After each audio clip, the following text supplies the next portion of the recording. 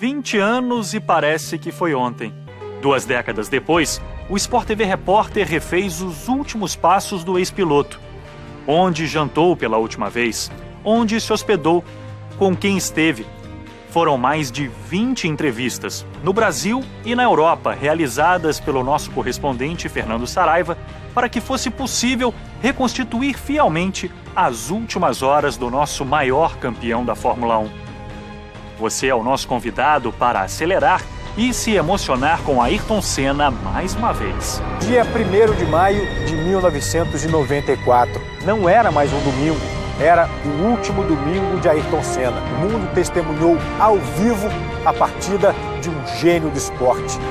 A curva Tamburello levou embora o nosso maior campeão. É a parte de maior velocidade, eles vão atingir aos 330 km por hora. Senna bateu forte.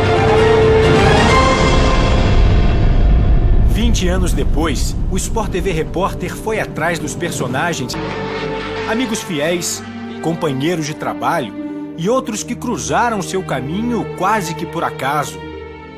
Alguns dos personagens ainda são desconhecidos do grande público. O Paolo, do restaurante onde Senna jantou no sábado à noite. Ricordo momenti. Luísa, a dona do hotel onde Ayrton se hospedou no fim de semana do Grande Prêmio. O médico Giovanni Gordini, que estava no helicóptero de resgate. A governanta, a vizinha, o agente, o piloto do avião particular. Todos nos ajudam a refazer os últimos passos de uma vida breve, mas intensa. De Paris, onde deu o pontapé inicial do Jogo do Brasil, passando por Portugal e Alemanha, até chegar à Itália.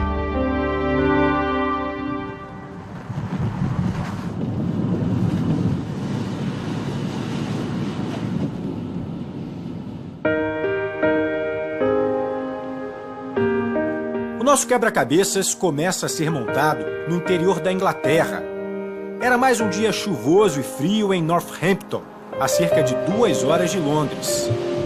Este senhor de 75 anos está à espera de nossa equipe. Durante 5 anos, Owen O'Mahony foi o piloto particular do avião de Ayrton Senna. That's me, 20 years ago. Até hoje, 20 anos depois, ele tem a escala dos mais de 400 voos que fez com o brasileiro. And then I had a phone call from British Aerospace and said, "Can you go to Brazil tomorrow to fly Ayrton Senna?" I said, "Ayrton Senna, tennis? Well, no, he's Formula One. He's Formula One." I said, "Yes, fine." Começava ali uma relação que marcaria para sempre a vida deste irlandês. Well, obviously I probably got quite a lot of reflected glory from working with Ayrton. Em 5 anos, Senna e Owen tiraram apenas uma foto juntos. Só uma. Exatamente no fim de semana trágico em Imola. I have never seen 20 million people crying. And that was the headline in our local paper here. So, and it was. Oh, dear. I've never seen anything so much. It's too hard It to is. talk about. Yes, yeah, it is. I can Yeah, see. yeah. Yeah, it's something very special for Great you. guy. Very special for you. Quarta-feira, dia 20 de abril de 1994.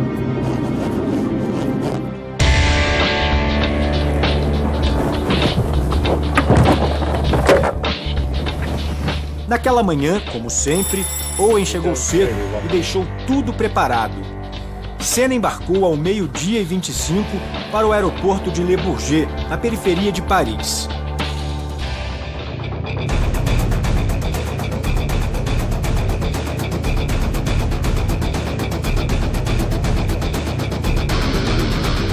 O piloto havia sido convidado para dar o pontapé inicial do jogo entre o Paris Saint-Germain e a seleção brasileira, que terminou num 0-0 sem graça.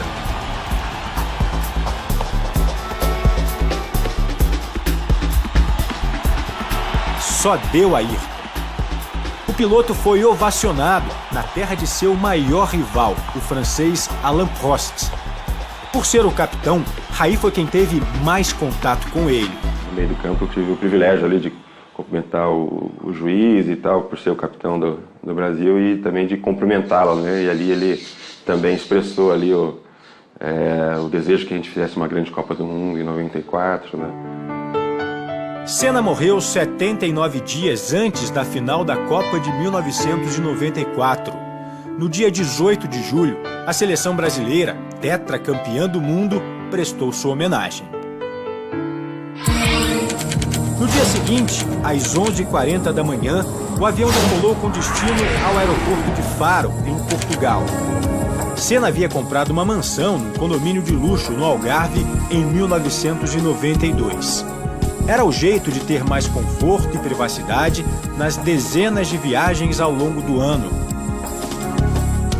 Em Portugal, o piloto tinha a companhia permanente e cuidadosa da governanta Juracy. Naquela semana, a governanta notou o piloto com um comportamento bem diferente.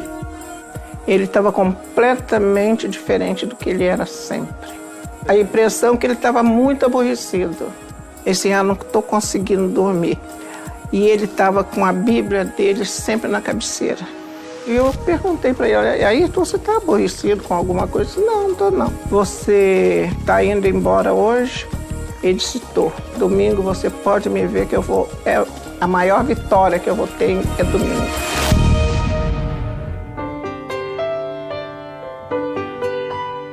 O ambiente na casa nem sempre foi triste. Em casa ele era uma pessoa super carinhosa, super, assim, family guy, sempre feliz de estar com a família. Ele gostava de fazer brincadeira, tirar sarro. Era sempre uma brincadeira muito leve, muito animada.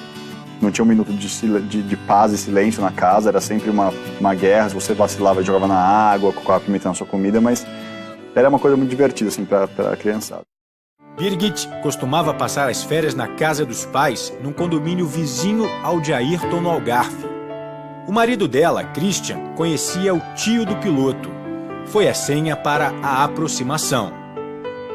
Teve um fim de semana que ele convidou, chamou o Christian e nós fomos. Ele falou, vamos lá na casa do Ayrton. E aí ele falou, tem uma corrida nesse fim de semana, vocês querem ir para a Hungria? Aí eu falei, mas...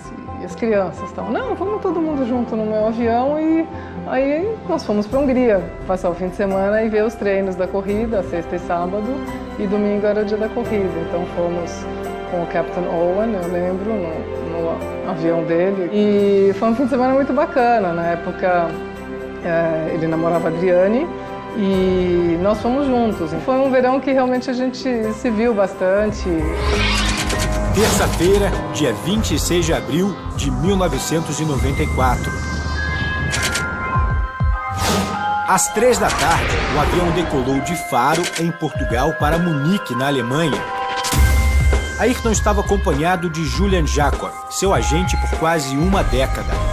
Aos 34 anos, o piloto estava cada vez mais preocupado em planejar a vida fora das pistas. O S do sobrenome Senna já era uma marca global e os produtos licenciados uma realidade. Yeah, he was building the Senna brand with the licensing arrangements, and it was built around a number of technical products or high-tech products which he was heavily involved in the design and the approval.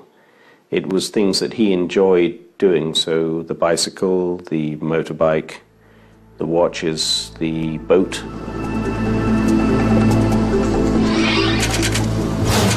Quinta-feira, dia 28 de abril de 1994. Às 9h25 da manhã, o avião levou Senna e Jacob para Padova, na Itália. Do aeroporto, Ayrton foi de helicóptero à fábrica Carrara lançar a bicicleta que levava o seu nome.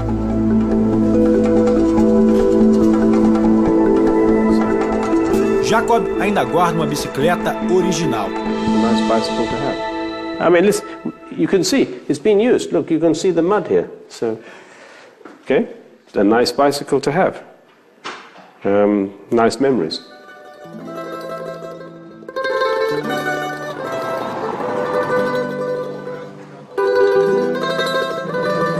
depois dos compromissos de quinta-feira, Ayrton chegou a San Pietro Terme, uma pequena comuna da região de Emília-Romanha, no norte da Itália. Senna gostava da atmosfera e do circuito de Imola. San Pietro fica a 15 quilômetros do autódromo Enzo e Dino Ferrari, em Imola, e a 30 da agitada Bolonha, a capital da região. Senza mani, senza mani.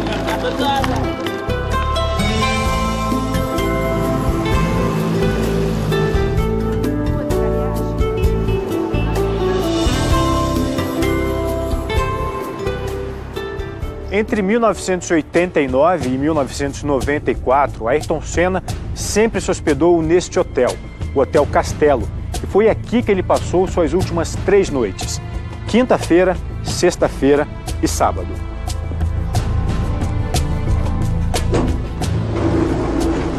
Nos 6 anos, o piloto se hospedou na mesma suíte do Hotel Castello, a suíte de número 200. Ao longo do tempo, o quarto passou por algumas modificações, mas a configuração é a mesma. Um banheiro, um outro ambiente com a cama e ainda uma antessala ou um escritório. Mas os móveis são os mesmos, não sofreram nenhuma alteração. Luisa Tosoni administra o hotel fundado pelo marido no fim dos anos 80.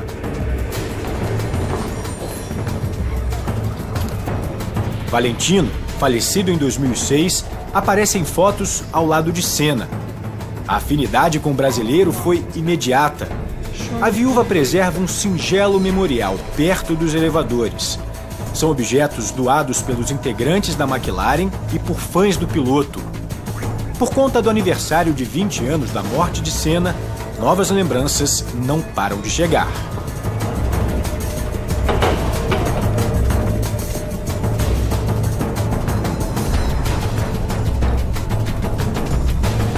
A italiana se lembra de momentos em especial, quando ela estava grávida do primeiro filho. Ero incinta del mio primo figlio, quindi lui, quando è tornato la seconda volta, ha visto che io avevo il pancione. Ha mandato tramite mio marito un mazzo di fiori enorme, così grande, e quando è arrivato dentro mi ha detto: amore, dice, ho una sorpresa per te. Ho questo mazzo di fiori. Ho detto: grazie amore, guarda che non te l'ho mandato io, non ti ho preso io i fiori. Allora ho detto: e chi mi manda questi fiori? Fa: è un ammiratore speciale. Io non potevo immaginare che quei fiori fossero stati mandati da Senna. Veramente commossa, e ho capito di che pasta era fatto lui. Lui era così, era una persona semplice che dava valore alle cose belle della vita. E io ogni volta che parlo di questa cosa mi emoziono tantissimo.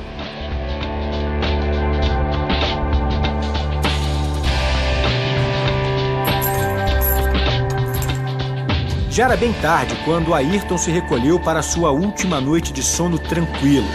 O fim de semana trágico começaria na manhã seguinte. Uma pista perigosa, ondulada e com poucas áreas de escape. Carros com uma tecnologia de segurança limitada em razão de um novo regulamento. Tradicionalmente, a sexta e o sábado são dias reservados aos treinos e tomadas de tempo na Fórmula 1. É hora de chegar ao limite para conseguir uma boa posição no grid de largada. Era cedo quando Ayrton Senna deixou o Hotel Castello em direção a Imola. O piloto sabia que teria mais um fim de semana difícil. Ele estava pressionado depois de não ter completado as 2 primeiras corridas da temporada. Ladies and gentlemen, Brazilian driver Ayrton Senna.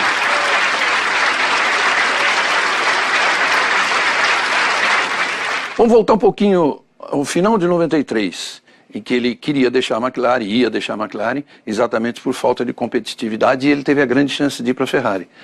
Mais tarde, até a gente encontrou o presidente Luca de Montezemolo num restaurante na Itália, e ele admitiu tudo, o convite estava feito, estava bem conversado. Por que eu estou voltando a isso? Porque a frase do Senna para nós era a seguinte: não me dou o direito de continuar perdendo. Né? Então ele sabia que se ele fosse para a Ferrari, ele ia ter um trabalho para reconstruir a equipe Ferrari, que não tinha um carro vencedor, assim como a McLaren tinha deixado de ter. Então qual era o carro vencedor? Era o Williams. E o carro que a Williams fez para o ano de 94, sem todos esses recursos eletrônicos, começou o ano de uma maneira muito, muito difícil. Era um carro inguiável, nas palavras dele mesmo. Eu mesmo cheguei a ouvir o Ayrton dizendo, justo no ano em que eu vim para a Williams, os caras fazem essa de carro, com essa expressão mesmo. Ayrton não se preocupava apenas com um companheiro de trabalho, se preocupava com um querido amigo. 2 semanas antes, no GP do Pacífico, Senna, Rubinho e seu empresário, Geraldo Rodrigues, se encontraram no hotel em Tóquio. E foi com uma surpresa enorme, com uma satisfação ainda maior, quando eu abri a porta do meu quarto e saio em direção à Disney, que a outra porta do quarto da frente abre também e sai o Ayrton. Então era quase aquele, assim, se eu tivesse feito um pedido para o Papai do Céu, não teria acontecido daquele jeito. E foi assim, maravilhoso, porque de repente ele falou, pô, tô sem fazer nada, o que vocês vão fazer? A gente vai pra Disney. Ele falou, pô, posso ir junto? Como assim pode ir junto, né? Pode sim. Aí quando deu a hora do almoço, a gente tava com fome, lá só tinha fast food, lanchonete, típico Disney, né? Quando a gente falou, bom, Ayrton, aqui não tem restaurante, a gente vai comer um hambúrguer. Hambúrguer. E o Ayrton fazia 2 anos que não comia hambúrguer. E ele falou, bom, o Nuno Cobra não tá aqui, hoje eu vou comer hambúrguer. E ele comeu 3 hambúrgueres. Ter esse momento, esses 2 dias junto com ele, sem o ambiente de corrida, ter ido na Disneylândia, curtido, gritado, passeado, eu acho que fez com que o Rubinho quebrasse um pouco essa barreira que tinha com o Ayrton e se aproximar mais e conversar mais com ele. Senna e Geraldo se reencontraram na porta do Centro Médico de Imola. De repente veio o Ayrton assim, por trás, me puxou pela mão, falou, não, vem aqui, vamos entrar por trás.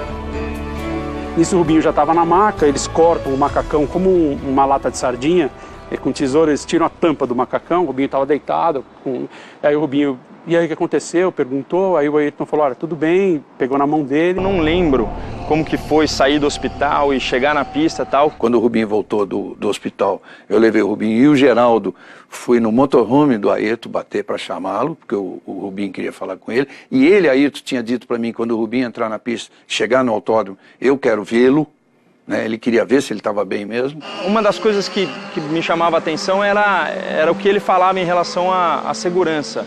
Então, o que eu achava que eu tive, que me fez sair da pista, que foi pura irresponsabilidade, tentando ir mais rápido, mas piloto é irresponsável de qualquer forma. E o Ayrton correu para o ambulatório. E nós, jornalistas, boa parte, correu para o ambulatório. Eu estava na saída desse ambulatório quando a gente viu o Ayrton sair com os olhos bem inchados de lá. Ele provavelmente recebeu notícia de que o Roland Ratzenberger havia falecido. Minutos depois, Ayrton Senna seguiu num carro de segurança até o local do acidente, a curva Gilles Villeneuve. Aqui, ele conversou com o médico-chefe da Fórmula 1 e seu amigo pessoal. O próprio Dr. Sid Watkins teve uma conversa muito séria com Ayrton no sábado à noite. Isso ele contou para nós, o Dr. Sid Watkins, depois ele escreveu em livro também. Ele sugeriu que o Ayrton não disputasse a prova. Esse estado que eu estou narrando para vocês de tensão do Ayrton foi obviamente detectado pelo Dr. Sid Watkins e o Ayrton respondeu que ele não poderia fazer isso, porque havia uma série de interesses ao redor dele e não faria sentido para dizer, não estou bem, não vou disputar uma prova. Um campeão tem que superar também tudo isso. Ayrton Senna tinha como hábito jantar com os amigos mais próximos na véspera de cada grande prêmio. Naquele sábado, 30 de abril, não foi diferente. Mesmo muito abalado, o piloto caminhou por esta rua até chegar ao restaurante, a Trattoria Romagnola. Eram 8h30 da noite e o grupo foi recebido por Paulo. Buonasera, senhor. Buonasera, Paulo. Que já havia reservado um salão exclusivo. O jantar foi a portas fechadas, para que ninguém fosse incomodado. E Ayrton Senna se sentou aqui, nesta posição, para o seu último jantar.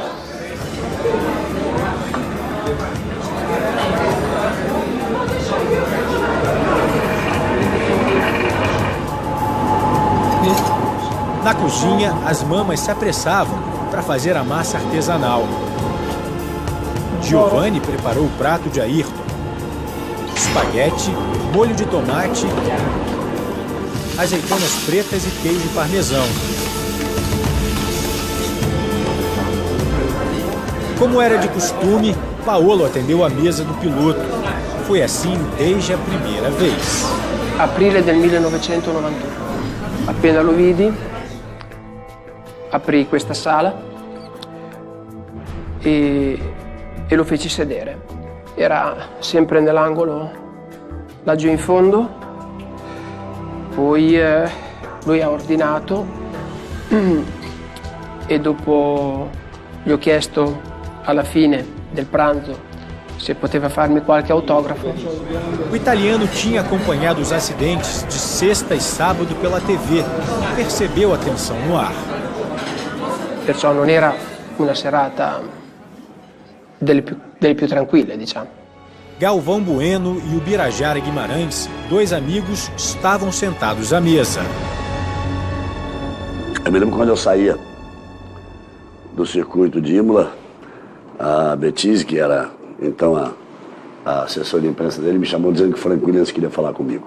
E o Frank perguntou, você vai jantar com ele? Eu disse, imagino que sim, porque já foi, mas saiu mais cedo do que o normal. E o Frank me disse, muito bom, ele está precisando disso, gente amiga, gente boa. Só me faça um favor, peça a ele que ao final, quando vocês voltarem, que ele passe no meu quarto, que eu queria conversar com ele. Falei, ok. Eu ia sair dele e disse assim, você acha que ele vem correr amanhã? Eu disse, olha, Frank, eu achei que o Mr. Williams, achei que o senhor o conhecesse melhor. Não é que ele vem correr e vai ganhar a corrida. E o Frank Williams disse, é isso que eu espero. No jantar o Ayrton tentou, trabalhou para que não tivesse a corrida. Em prol até dos próprios pilotos, não só dele, porque o ambiente não estava bom. Mas teimaram, porque entra a parte do financeira, né? Mais do que vida, eu acho que é uma coisa tão louca, e fizeram a corrida no outro dia. A conta foi paga pelo agente de Senna, Julian Jacob. Paolo guarda o recibo até hoje. Ayrton Senna foi embora. Ao voltar para o hotel, o brasileiro se despediu dos amigos. Mas brincávamos em todas as corridas. Eu dizia, então tchau, te vejo no pódio. E ele me respondia, vai pela sombra. Eu dizia para ele, não faça bobagem na pista. E ele me dizia, e você não fale muita bobagem na televisão. Então tchau.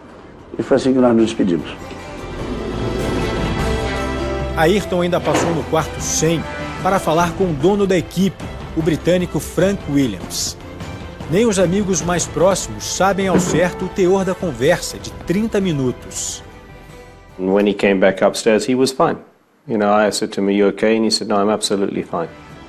Senna então se recolheu sozinho no quarto 200 do Hotel Castelo, atormentado por um turbilhão de sentimentos tão avassaladores. Correr ou não correr? É algo que, segundo os amigos, nem teria passado pela cabeça de Ayrton Senna. O Ayrton Senna do Brasil foi embora, mas deixou um legado que se mantém vivo mesmo 20 anos depois de sua morte.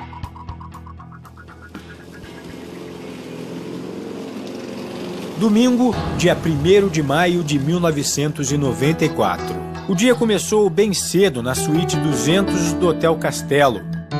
Ayrton Senna tinha um hábito. Ao acordar, ligava para o comandante de seu avião para combinar a viagem de volta, no caso, até Portugal.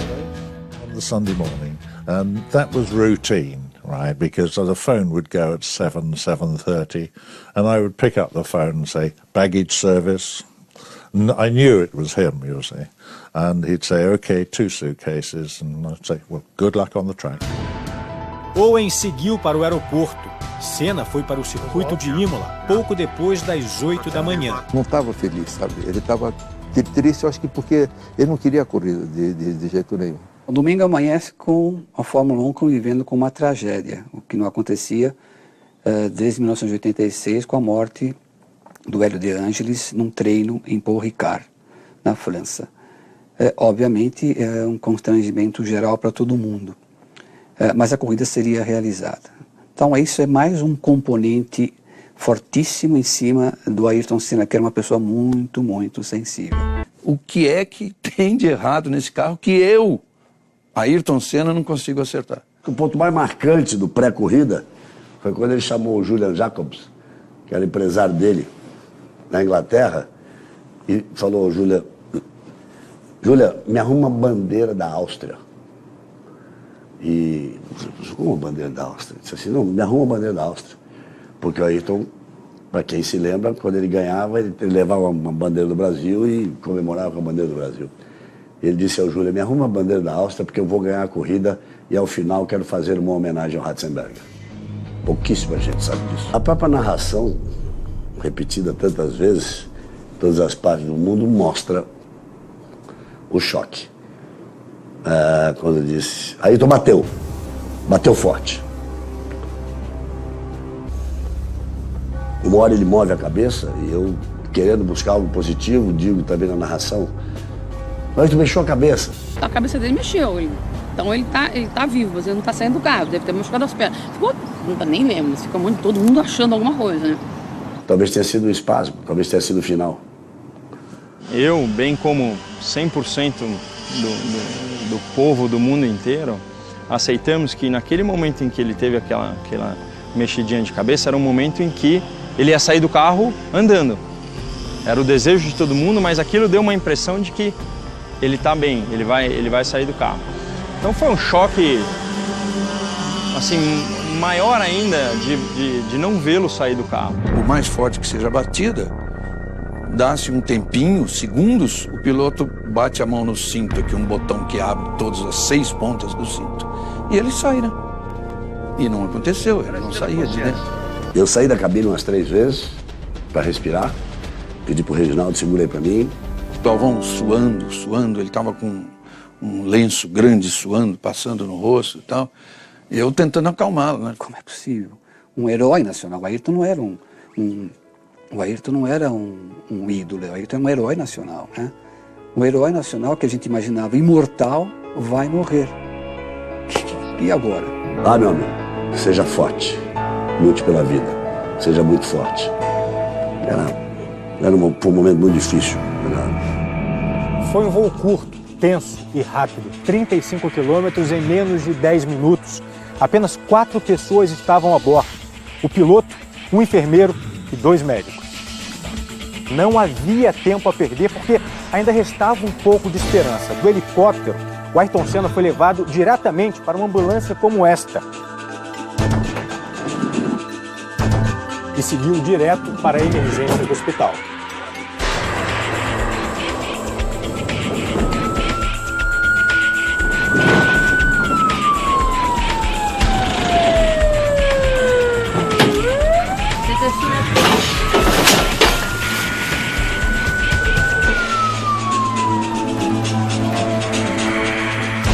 Anos depois, encontramos um dos 2 médicos que estavam no helicóptero.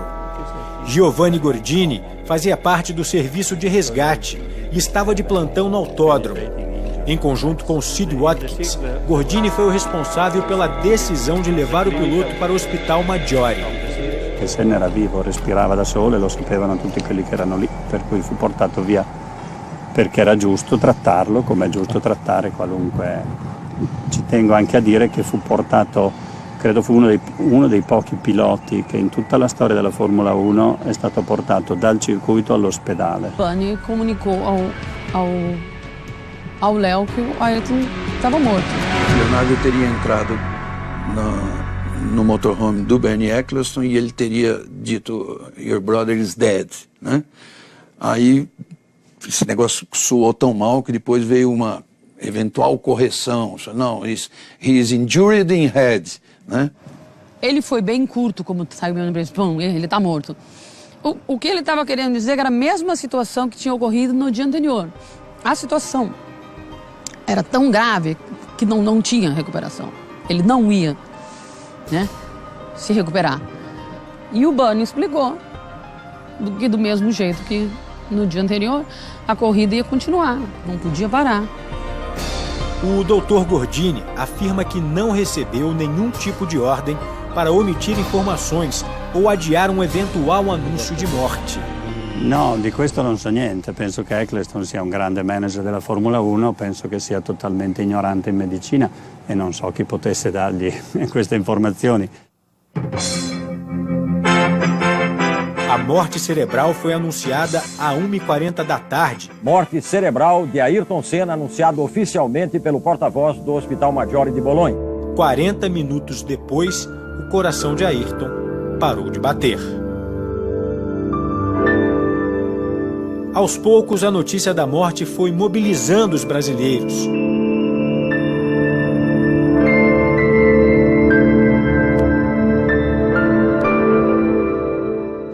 Por questões legais, o corpo de Ayrton Senna só foi liberado no dia 3 de maio, uma terça-feira. O caixão selado, então, seguiu num avião da Força Aérea Italiana, aqui do aeroporto de Bolonha até Paris. E depois embarcou num voo comercial com destino a São Paulo. Começava uma longa negociação para que o corpo de Ayrton Senna não fosse no setor de cargas do avião. À volta, Dona Neide me fez um pedido, a mãe dele. Eu queria que ele voltasse como um passageiro. Não queria que ele voltasse no bagageiro. Eu queria que ele voltasse como ele sempre voltou para casa. O comandante não queria deixar. Nós fizemos uma proposta de troca de lugares de primeira classe com a executiva e deixamos a executiva, então o caixão dele voltou ali.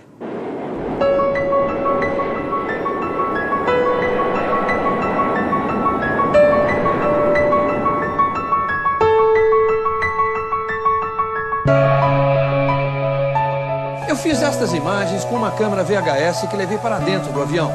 Não é possível mostrar passageiros porque existe uma proibição. E houve um consenso entre nós, as 5 pessoas que acompanhavam o corpo, de não filmar e nem deixar que o caixão fosse fotografado. Os pilotos do avião foram os comandantes Reginaldo Gomes Pinto e Nelson Lamartine.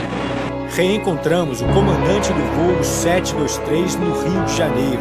Posso dizer seguramente que foi um dos momentos mais comoventes, mais tristes da minha vida. O avião pousou em Guarulhos às 6h12 da manhã de quarta-feira. E com tristeza nós chegamos a São Paulo, que deu tanta felicidade aí pra gente, né? Terminada mais essa viagem, comandante. Boa noite, cabeça. Bom dia, Milhares de pessoas já estavam no aeroporto. O caixão foi colocado num carro do Corpo de Bombeiros e seguiu para a Assembleia Legislativa de São Paulo. Uma multidão acompanhou o cortejo pelas ruas da cidade.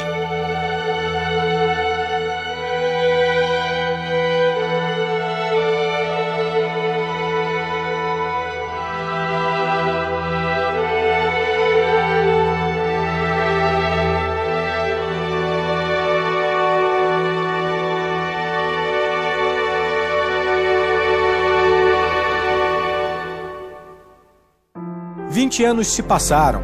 Desde 1994, a irmã do piloto, Viviane, administra o Instituto Ayrton Senna.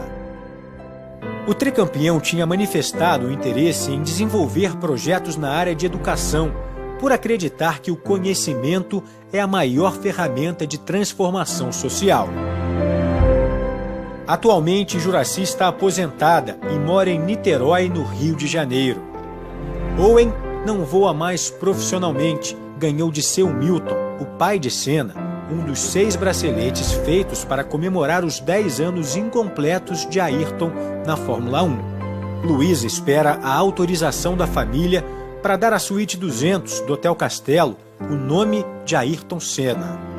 Paolo continua dando expediente todos os dias na trattoria Romagnola, na pequena San Pietro. Giovanni Gordini é o diretor da emergência do Hospital Maggiore, em Bolonha.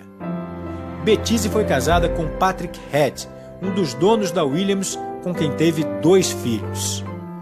Geraldo Rodrigues ainda trabalha na área de automobilismo e está à frente de uma grande agência de propaganda e marketing. Rubens Barrichello foi 2 vezes vice-campeão do mundo e é o piloto com mais grandes prêmios na história da Fórmula 1. Julian Jacob segue envolvido no circo da categoria. Galvão Bueno e Reginaldo Leme continuam a transmitir para o Brasil as emoções da Fórmula 1. Algo que Livio Oricchio ainda faz através das reportagens escritas. Birgit se separou de Christian, amigo de Senna, ela não vai mais ao condomínio no Algarve. Bira trabalha como empresário. Bruno trouxe de volta à Fórmula 1 o sobrenome Senna entre 2010 e 2012. Alguns desses personagens não se conhecem, talvez nunca irão se conhecer.